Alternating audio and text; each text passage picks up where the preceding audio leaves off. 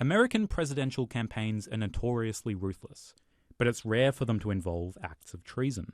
But that's the accusation that's arisen regarding Hillary Clinton's campaign team during and after the 2016 election when she was beaten by Donald Trump.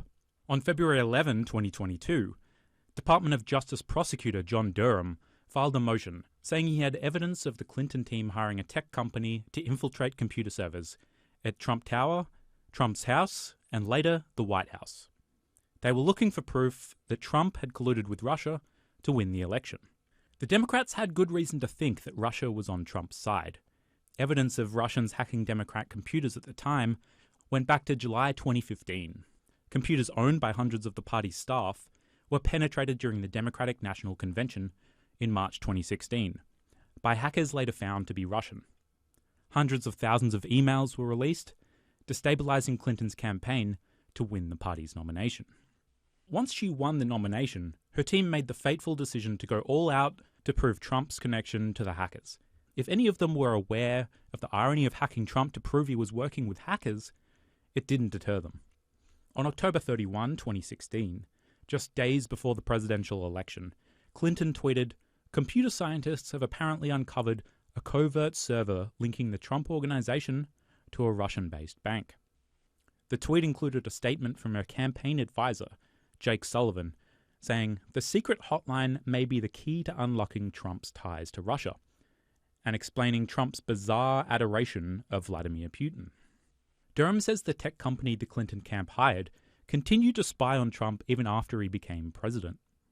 This detail especially infuriated Trump. Trump responded to the Durham accusations by saying, "My campaign and presidency were spied on by operatives paid by the Hillary Clinton campaign in an effort to develop a completely fabricated connection to Russia.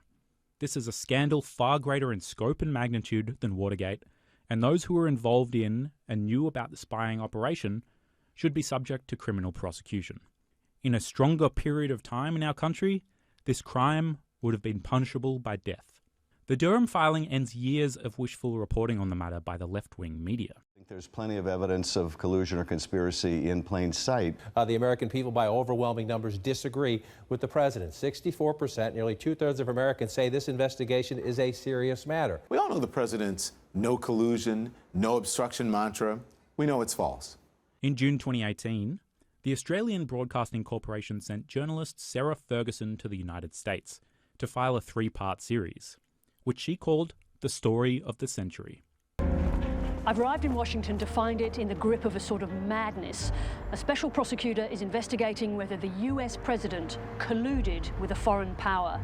Whatever else emerges from that extraordinary investigation, Donald Trump's enthusiasm for Vladimir Putin and his refusal to condemn Russia's interference in the election are already on the record. The question that follows is why. Almost everything about Donald Trump is eventually about money.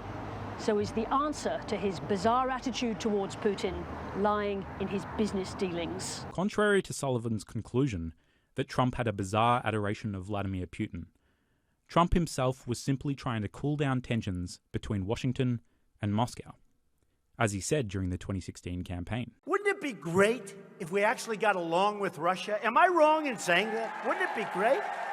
Okay? You know, Russia, like us, has nuclear weapons, folks. It would be really nice if we got along with Russia and others that we don't get along with right now.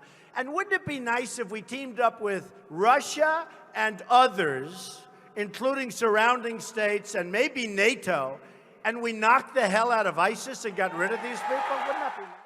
Trump, as president, achieved a cordial relationship with Putin, and at a summit in Helsinki in 2018, said Russia had not interfered with the 2016 election.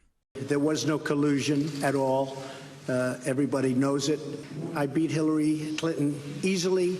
And in 2019, he said the ongoing investigation into his supposed collusion was impeding the relationship with Russia. How about this whole witch hunt that's going on? Should I talk about it for a second? The Russian witch hunt, okay? First of all, it's very bad for our country. Makes it very hard to deal with Russia, and we should be able to. They're a nuclear power. In 2019, FBI Special Counsel Robert Mueller delivered a report after a 2-year investigation, which found insufficient evidence of collusion between Trump and Russia during the 2016 election. John Durham was appointed by Attorney General William Barr in 2019 to look into the origins of the FBI investigation. Durham's investigations have since led to indictments of 2 people, including lawyer Michael Sussman in September 2021. Michael Sussman is a former federal prosecutor and prominent cybersecurity lawyer who represented the Democrats, including the Hillary Clinton campaign. About 5 years ago, he met with a top FBI lawyer to pass along internet data that some researchers believed could show a secret communications channel between the Trump organization and a major Russian bank. Now, the FBI investigated and debunked this theory, but now John Durham, the special counsel appointed by Trump Attorney General William Barr, has secured an indictment against Sussman on a single felony count of lying to the FBI. Durham alleges that Sussman claimed to be operating as a concerned, independent citizen when he submitted supposed evidence of Trump colluding with Russia to the FBI in 2016, but was in fact working for Hillary Clinton's campaign. Sussman denies the charges. Trump preempted Durham's latest motion that the Clinton team spied on him on 60 Minutes in October 2020, a claim that journalist Leslie Stahl said was unfounded. The biggest scandal was when they spied on my campaign. They spied on my campaign. Well, there's no real evidence of that. Of course there is. No. It's all over the place. Leslie, Sir, they spied on my campaign and they got caught. Can I say something? You know, this is 60 Minutes, and we can't put on things we can't verify. You won't put it on because it's bad for Biden. We can't put on things we can't verify. Leslie, they spied on my campaign. Well, we can't verify It's been totally that. verified. No. Under Trump's successor, Joe Biden, the US's relations with Russia have deteriorated to the point where war between the countries over the disputed nation of Ukraine is now plausible. There are American troops in Ukraine. What's going to happen to these troops if and when the Russians invade? Now, the Pentagon says there are no plans to pull these troops out. And so that means that very soon American soldiers could be fighting Russian soldiers, which sounds to our civilian ears very much like the definition of war with Russia. Are you ready for war with Russia? The mainstream media continues to show less interest in this potential war than it did with the allegations of Russian collusion. Ironically, Putin is now more likely than at any time during Trump's presidency to get what he wants. Philip Ritchie, Sky News.